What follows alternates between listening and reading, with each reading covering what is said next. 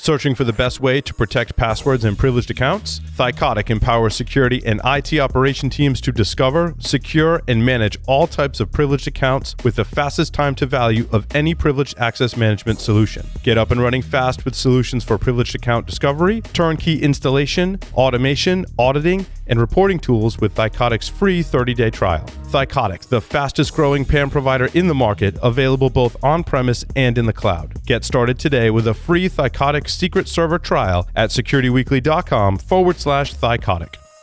Today's networks are changing fast, and employees, devices, and infrastructures are more distributed than ever. Gigamon Threat Insight is a cloud-native, high-velocity network detection and response solution that's purpose-built to enable you to get in front of this transformation. Discover hidden network threats, automate security investigations, and optimize security workflows to stay a step ahead of attackers with Gigamon Threat Insight. Learn more at securityweekly.com/Gigamon.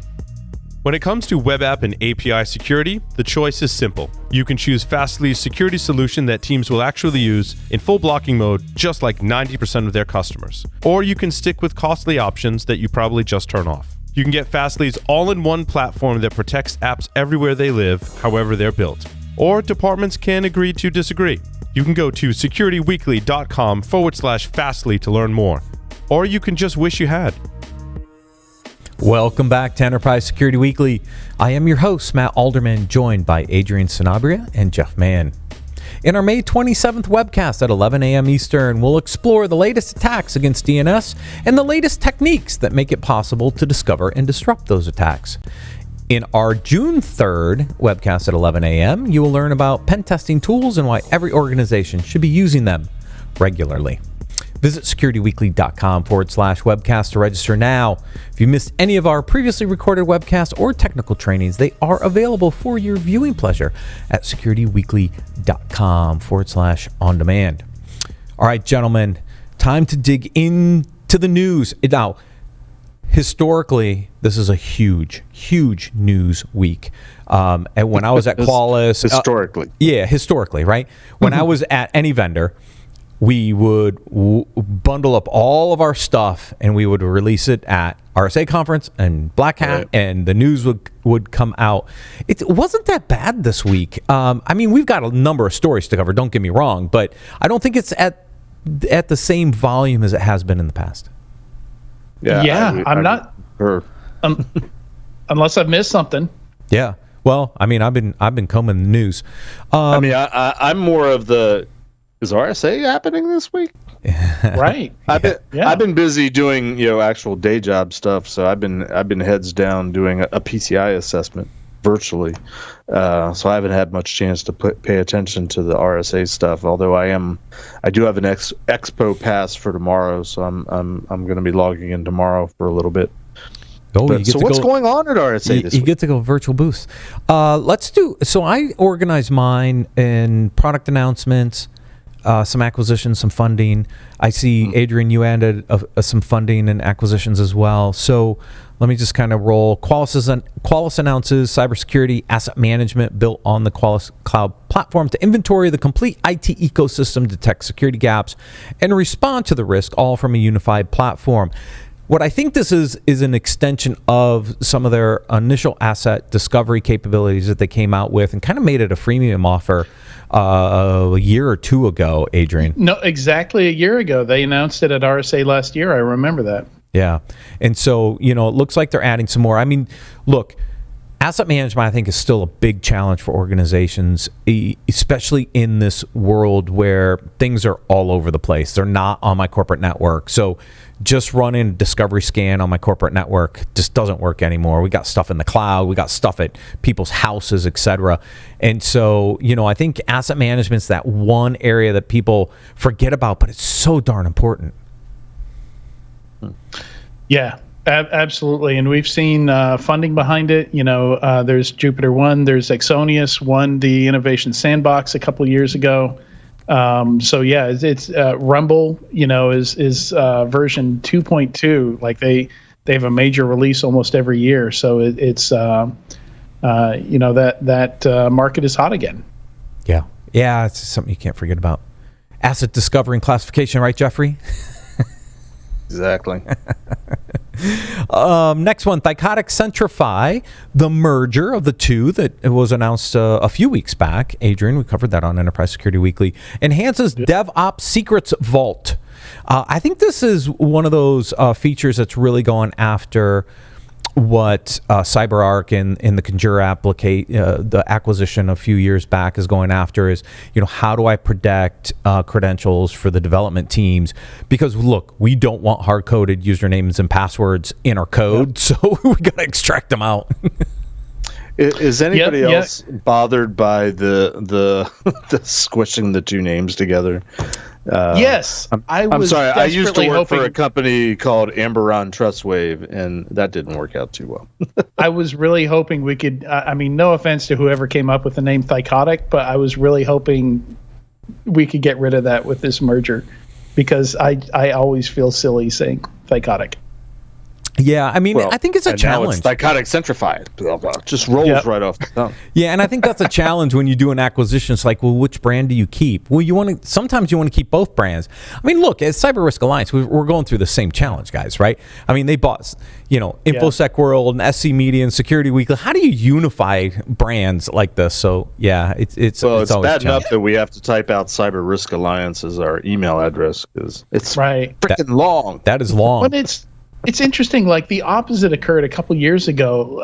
Cofense acquired FishMe, and they killed the FishMe brand and absorbed it into Cofense. And I was like, man, that should have been the opposite, in my opinion, because I thought FishMe was a very iconic brand, very easy to remember, whereas Cofense was kind of a bit awkward from a branding standpoint. But Thycotic is well recognized and well known, so they're you can absolutely make the case to keep that. But yeah, I'm not a huge fan of hyphenating brand names. And in my experience, that's usually a transitional step.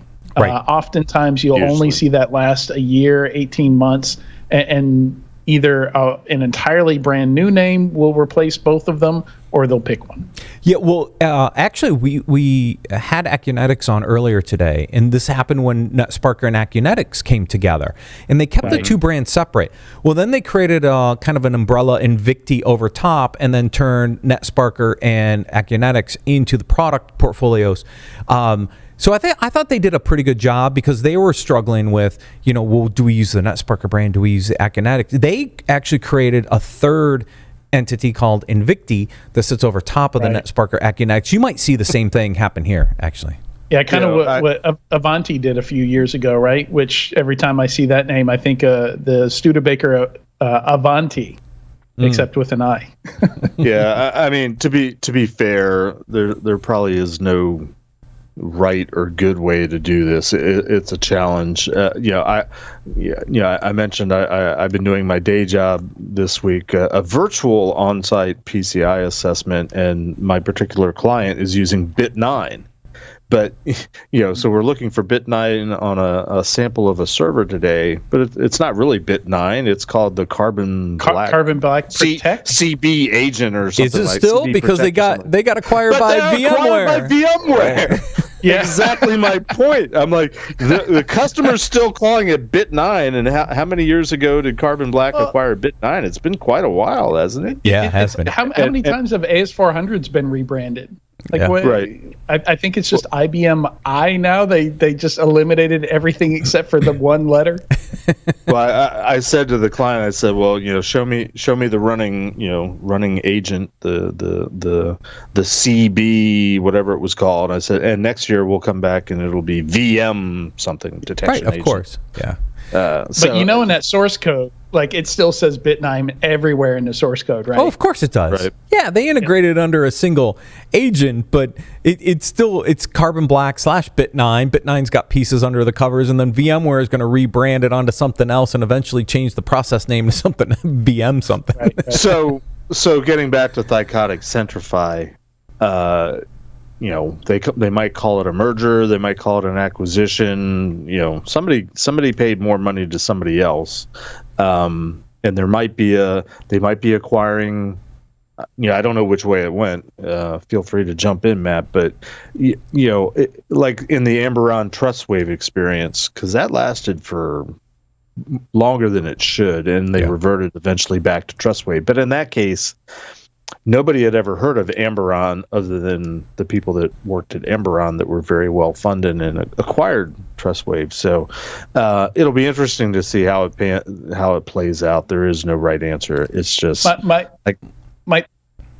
my favorite version of this has to be BlackBerry, because it was research in motion, and then they changed it to BlackBerry because the handsets were so iconic.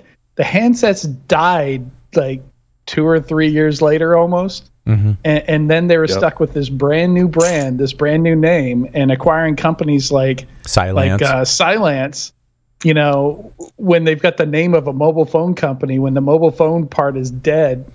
Yeah. No, I know. Yeah, I know. I think what's interesting with this one, though, is this is some really interesting consolidation in the identity space. You take Centrify, you take Privilege Access Manager like Thycotic. You're starting to see the consolidation. We were talking about this in the previous segment.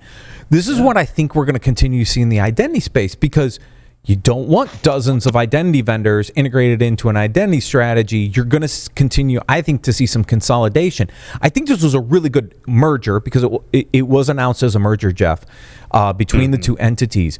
But now you have the brand issues. So was Amberon TrustWave, but it wasn't. Right. Effectively. Right. Yeah, well, because Bob was running the ship, so different story. And I think that's appropriate, because if you think about it, like think about all the things that Active Directory does. And a lot of these that we're seeing consolidate, tackle a lot of that. Like you've got, like just checking the system to see if it's allowed to connect to the network, if it meets those minimum requirements, if it's got AV installed and that's up to date. You know, like that's kind of a core part of Zero Trust these days. And a lot of requirements. And then you've got the authorization pieces, and you've got the single sign-on, the SAML.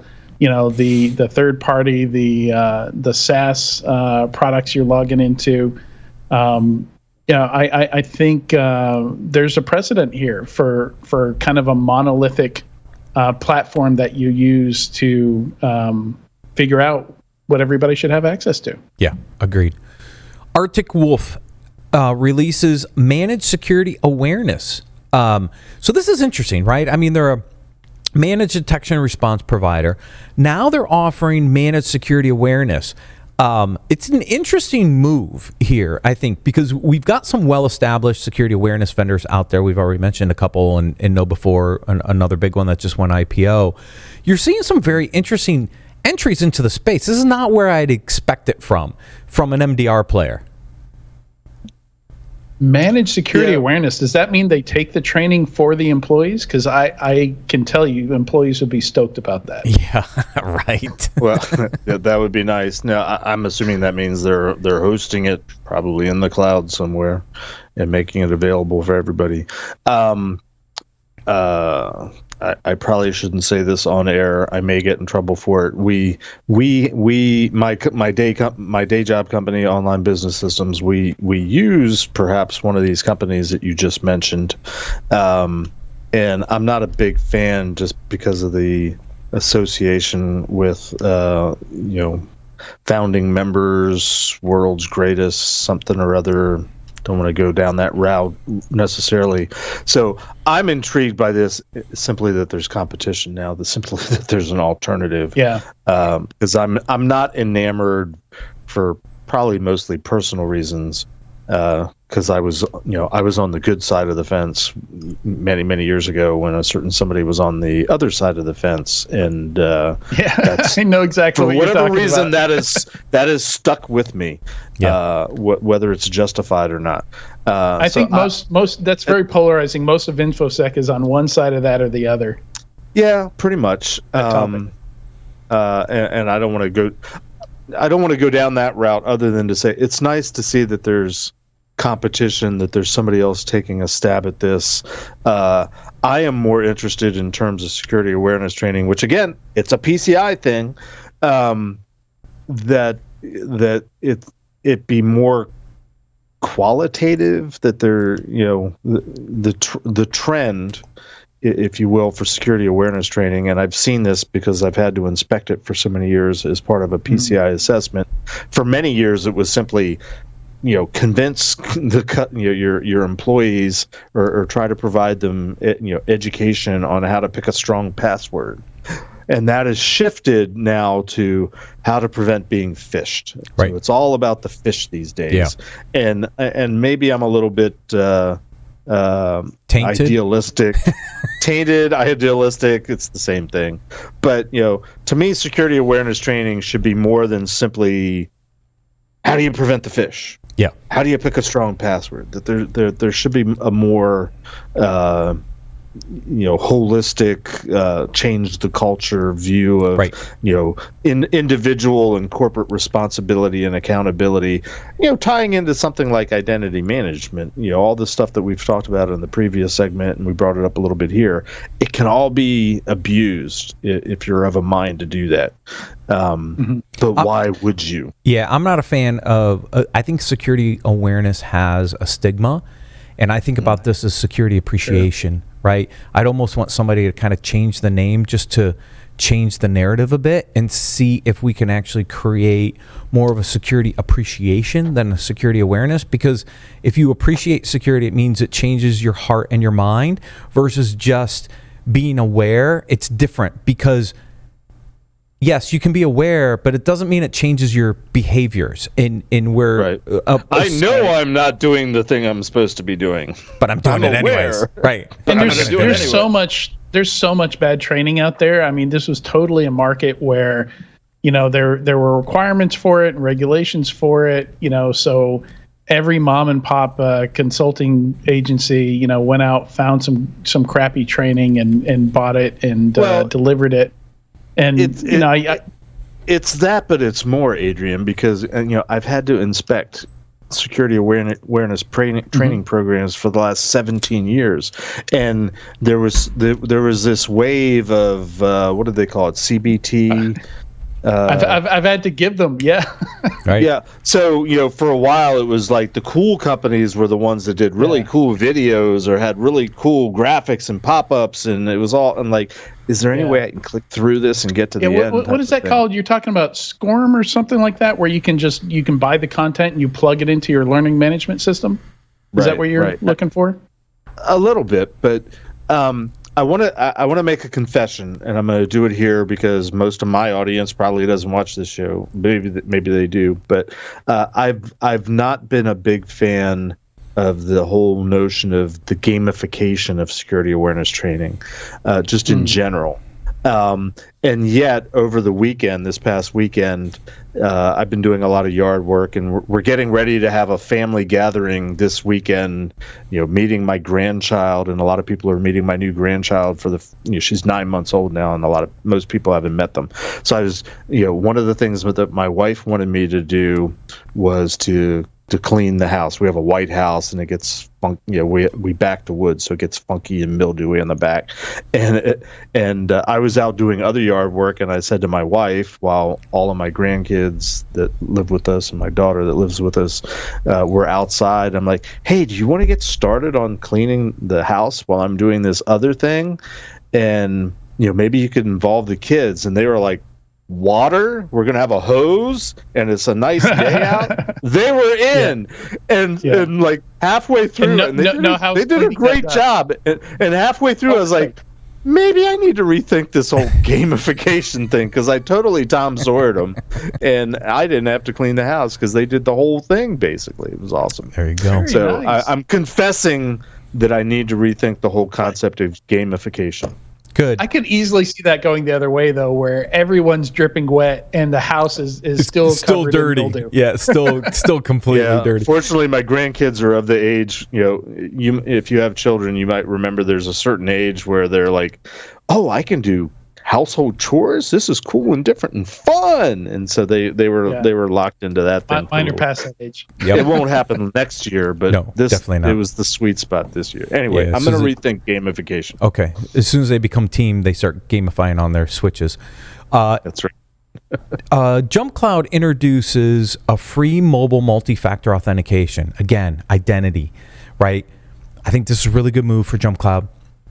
When you think about them as a cloud directory, providing MFA integrated into their directory, again, some interesting feature enhancements to really make the whole directory experience and authentication aspects a little more single source.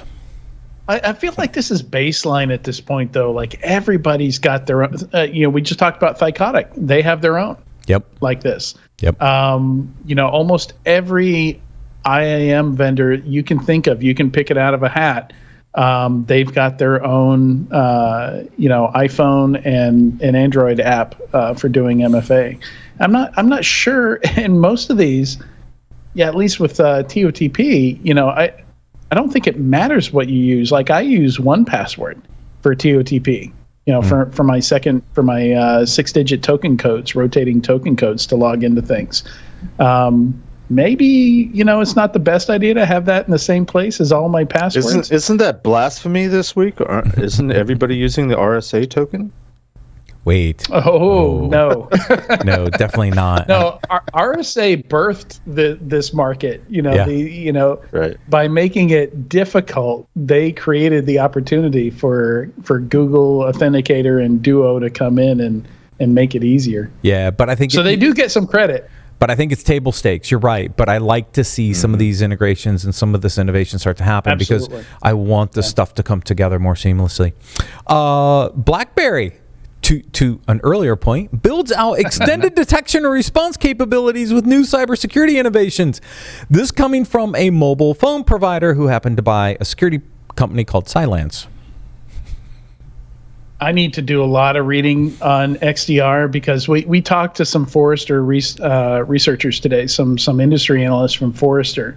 We talked to Allie. I don't remember her last name at the moment, and we talked to Steven earlier today, and they both made comments about real XDR and not real XDR. And I need to follow up with them and see what they're talking about, because I think people really early got latched onto this buzzword, and basically everybody's EDR solutions are now XDR. I know. And it might just be a marketing move. I don't know if there's any product change in there. We talked about this, Adrian, you and I, when we were thinking about this XDR. What is XDR? Yeah. Is it EDR plus NDR plus threat intelligence? Where do you draw the lines? Here, this is very EDR specific because of the Cylance acquisition and expanding capabilities. But is that enough to be called an XDR, or is it just an next-gen EDR and EDR plus versus what is the definition for XDR? And a lot of people use this term, and I think there's a lot of confusion in this space. Yeah. So as a somewhat outsider, let me opine for a minute and tell me if I'm even remotely on track. So, well, we don't know the answer. Just before you get started. Okay. Well, given that so many people, as we've talked in the first segment, we're not sitting in an office anymore, more and more. It may not be in the future, and the idea of a perimeter and an internal network has kind of gone away. So a lot of things are happening now on either personal or corporately owned personal devices, which are very often mobile devices. I can sort of see the logic of a BlackBerry mobile device company getting into the endpoint game, and I'm hoping that the E in EDR has something to do with endpoints. It does. So I can sort of see the logic from that perspective. And as an example, I always get a kick out of when I'm prompted for my multi-factor authentication. Won't say which product we use, but I'm logging on to my phone anyway, and I'm using my phone to, let's say, access my corporate email, and I get prompted to log into the corporate domain, and I get the two-factor, multi-factor prompt, which happens to also be on the phone. It just doesn't sit well with me intuitively that I'm already on my phone, and I'm trying to log in, and I'm getting the second factor also on my phone. Right, on your phone. Yeah. Very good point. If BlackBerry and if XDR has anything to do with sort of alleviating the weirdness of that, I'm all for it. So BlackBerry acquired Cylance, and before Cylance was acquired by them, they came out with Optics, which was their EDR offering. And I think this is an extension of optics, maybe plus something else they built in-house or acquired. They mentioned Optics 3.0 in this article. So this is Cylance. This is what was originally a Cylance product. Yep. But they also have BlackBerry Gateway. So it's interesting. They have some legacy stuff related to the BlackBerry Enterprise server that would allow them to do a gateway zero trust network access offering. So I'm highly curious to see if they've actually combined some of their old legacy skills and software here, with some of their new acquisitions.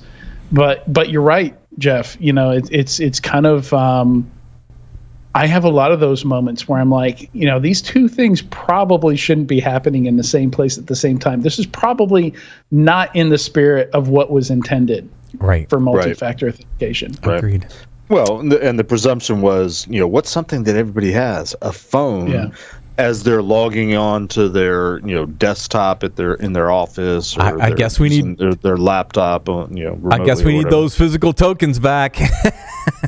We might, but what?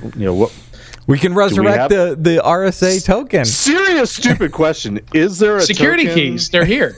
Right. Is there a dongle for mobile devices? Do you have one for mobile? Yes, you can play. So these have NFC. This one, this YubiKey here has NFC, which I can use with an iPhone or an Android.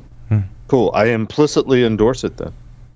There we go. And also some of them that are USB-C will also work with a mobile phone if you plug into the USB-C port. Gotcha. Interesting. But I honestly, I get upset at these because I'm like, I already have a phone. I don't want to carry more stuff that I can lose. I know. And I But have I one just of these gave devices. you the reason why you should have it. I know. And one of these, the connector broke off of it. And then I couldn't log into any of those things anymore because the connector broke off of it, and I don't have a soldering iron tip small enough to reattach it. You know how you fix and that? I should not be worrying about the size of my soldering iron tips to log into things. Right. So you know what you do is you make them Bluetooth enabled, and that will solve everything. I have that one too, somewhere around here. I have a Thales. Thales sells a Bluetooth enabled one. Then all the Bluetooth vulnerabilities kick in. Sorry, guys. Digital.ai essential app protection announced. This was Thetis. This was interesting. Essential app protection, actionable threat intelligence, runtime self-protection, so RASP, class encryption, low code compatibility, extensibility. I've never seen these guys. I don't know if you have, Adrian or Jeff, but I'm trying to figure out exactly what they're doing here, but they're throwing a few things together in this announcement. This looks like mobile app protection. Yeah, so this is somebody who might decompile like an Android APK or something like that. Protecting your code against people who are going to try and reverse engineer it, basically. Including your second factor authentication. Okay. Yep. Okay, got some acquisitions here. Splunk announces intent to acquire TruSTAR. TruSTAR is a cloud-native security company providing a data-centric intelligence platform. My guess here is to enhance some of the analytics on the Splunk platform. Any comments? My knee-jerk reaction is Splunk trying to be the next Cisco, the large IT company that thinks that they're in security, but nobody thinks they're in security, and it's been that way forever. I think they have to compete with Palo Alto Cortex. Yeah, I mean, their pricing, I think, scared off some people pretty early on, and you've got folks like Devo, that are aiming to be an order of magnitude cheaper, with a lot of the same functionality. So I think they're finding themselves in the same place that FireEye was several years ago, where they had the most expensive product and the least flexible licensing. And their competitors started eating their lunch. Capability, and people could do a lot with it if they only knew and were coached as to what to do it. Oh yeah. I mean, Splunk is definitely in that category of okay, we're going to need some Splunk certified folks to babysit this. Yeah. Yep. Well, and just reading through the article, and I won't name names, but they keep with this acquisition, we'll be just like XYZ companies. I'm like, that's never a good sign.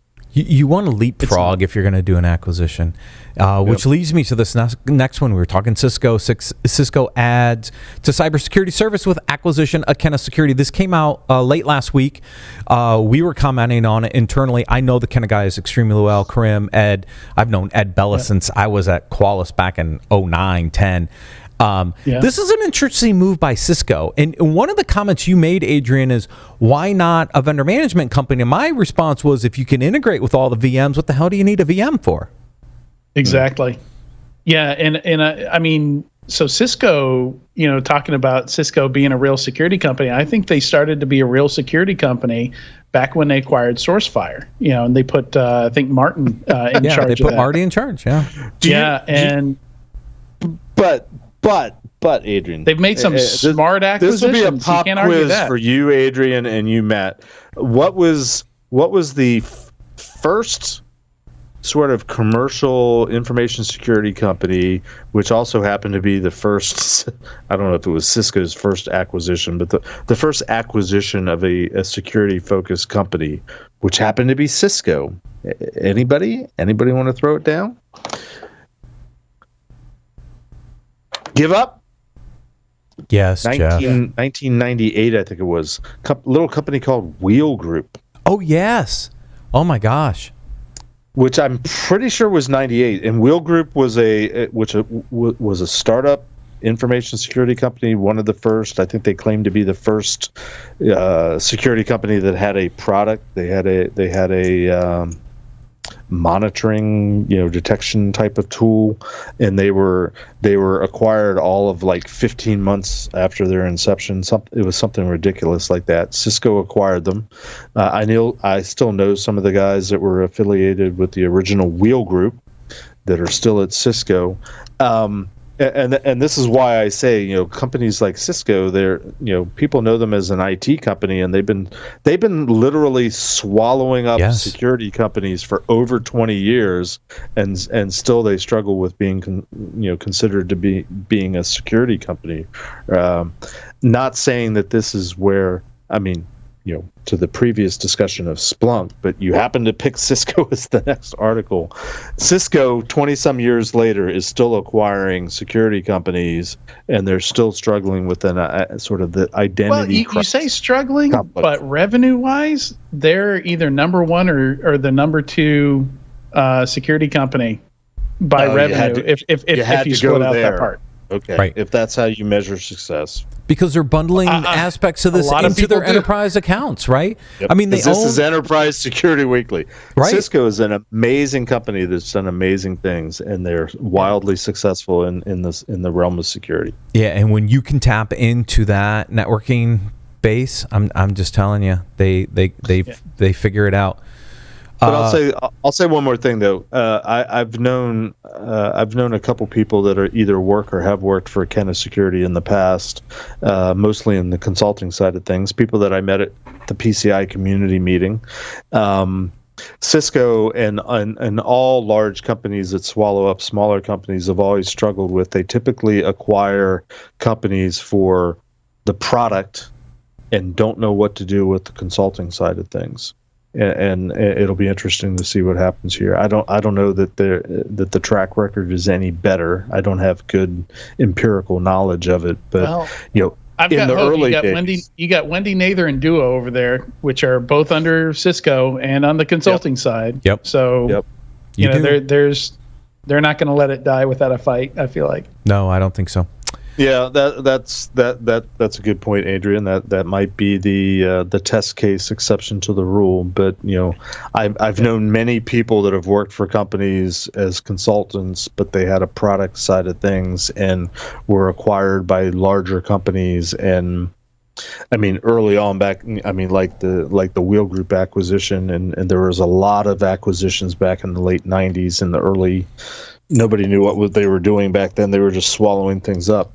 A lot of people went by, a lot of really smart, talented, technically savvy people but they happen to be on the consulting side of things. The acquiring companies really didn't know what to do with them, really didn't care, and so they just kind of went by the wayside. I hope that that's not the case anymore. Duo is a good example of how to do it the right way. Yeah, agreed. And I even think the Cisco CEO came out this week talking about the importance of security and usability and security and some other stuff. So there are some adjacency articles. Fidelis Cybersecurity acquires CloudPassage to enhance its Active XDR platform. There we go again with that XDR term. I'd been wondering what was going to happen with. I literally looked up CloudPassage a couple of weeks ago to see if they were still around. Yep. And this is weird. I wouldn't consider this an XDR play personally, right? This is moving into the cloud aspects of it. And I wouldn't. When I saw the acquisition announcement, I'm thinking, okay, they're going to enhance some cloud capabilities. But then they tie it in with this concept of XDR, and I'm like, again, back to what is the definition of XDR? Because people use this term very loosely. Yeah. Yeah, and I know response is kind of a key piece of this. EDR came out of incident response. And that's some very core DNA in EDR is that you have some kind of response capability to isolate a machine, get it off the network, stop it from spreading a threat. Very important piece of it. That kind of incident response, containment and eradication use case. And that's not what CloudPassage was. CloudPassage was kind of like boil the ocean, everything you need for compliance and security in an endpoint agent for both on-premise and cloud workloads. Yeah. So kind of a neat idea that they straddled both. Right. But I think they struggled to compete with the cloud only folks. Right. I think they lost a bit of sight of who the buyer was. Generally, the buyer is not going to be, the department that's worried about both on-premise stuff and cloud stuff. Oftentimes, those buyers are separate. Yeah, they kind of were this cloud workload protection platform with some container security stuff that they added in. And couldn't compete with the pure plays like the Capsulates and some of those other guys that were really more pure play in the industry. Mm-hmm. So yeah, it was interesting. You looked them up to see if they were still around, and whoop, they got acquired 2 weeks later. You should do that for a few other people. They might be appreciative of that. I want to skip to a few funding announcements because we're running a little long. Vector AI, $130 million funding at a $1.2 billion valuation. I mean, the NDR market, guys, just stays hot. I mean, we had the Dark Trace IPO on the London Stock Exchange that actually did pretty well, something close to a 40% bump on IPO. ExtraHop is a big sponsor of ours in this space with a lot of capabilities. Here's Vector raising another round. This market stays pretty hot. What round is that? I didn't check. I should have gone to Owl or Crunchbase to see. It does not say in the article what round this is. But that's It is a Series F. F, yeah. F. A lot of money in, for sure, in this space. So it stays hot. Yeah, 352. As in 6? Yeah, well, 7 if you count the seed. Yeah. Okay. 352 million in. Cybersecurity company NetSpy raises $90 million from KKR and 1011. I haven't seen the NetSpy guys around for a while. Again, one of those companies I would have probably searched for to see if they were still around, but here they are raising a $90 million round.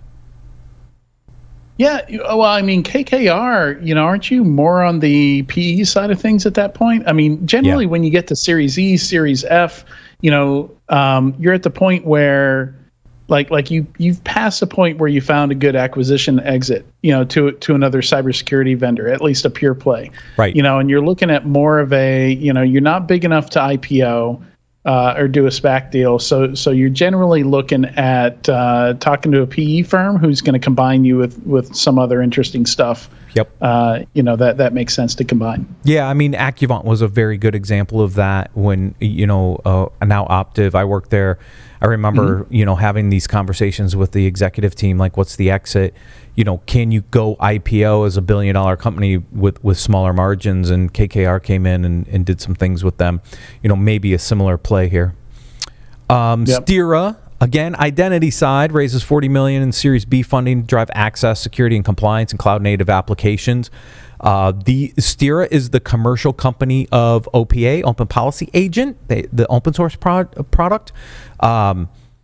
An interesting announcement, right? Because OPA is being used by a lot of people in the industry right now to enforce policy, specifically in the cloud and around some of these cloud workloads. Here, Styra, the commercial entity of this, raises $40 million to kind of double down in aspects of that space.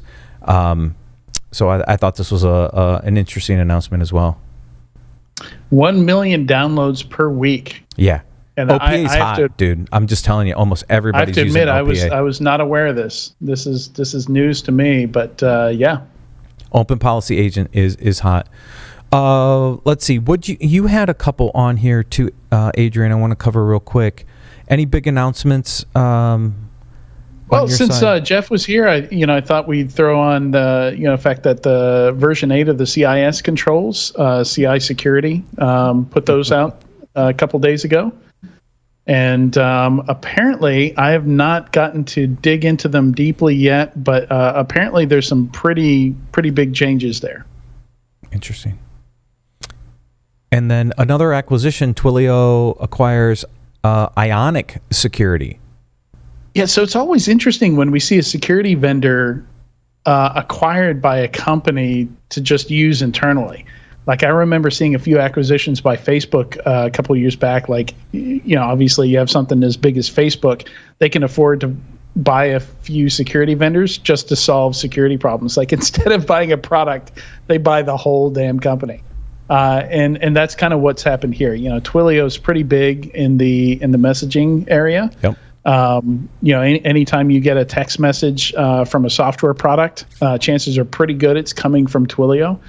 And yeah, it looks like, so Ionic started out doing some data security stuff. They're kind of similar to like what was the name of that company? Watch. It was actually acquired by BlackBerry.